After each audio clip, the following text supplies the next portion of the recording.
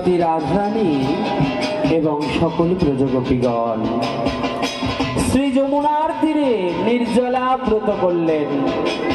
নির্জলা অর্থাৎ জলটুকু স্পর্শ করলেন না। 1 মাস ব্যাপী উপবাস থেকে মাতৃ আরাধনায় ব্রতী হলেন। ব্রজগোপীগণের সেবায় সন্তুষ্টি লাভ করে মা যোগমায়া, মা কাত্যায়নী দেবী, মা দুর্গা দেবী আবির্ভূত হলেন। মা প্রসন্ন হয়ে বলছে, হে ব্রজগোপীগণ, আমি তোমাদের সেবায় অনেক সন্তুষ্টি লাভ করেছি। বলো বলো ব্রজগোপীগণ, তোমরা আমার কাছে কি বর চাও?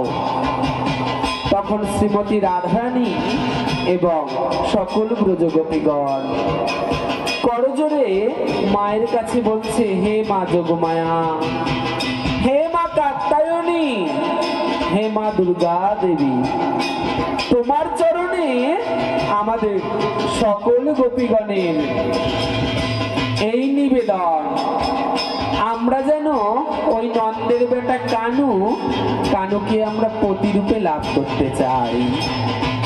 মা যোগমায়া একটু মৃদু হেসে বলছে, ও এই ব্যাপার।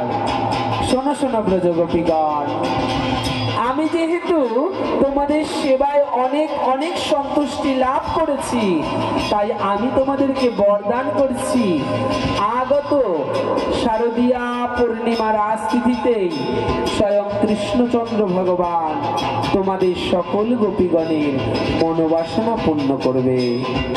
এই বলে মা তথাস্তু বলে অন্তর্ধান হলেন। জয় জয় দুর্গা দেবী কি, জয় জয় যোগমায়া কি, জয় জয় শ্রী রাধে শ্যাম। শ্রী রাধে। ভগবানের লীলা।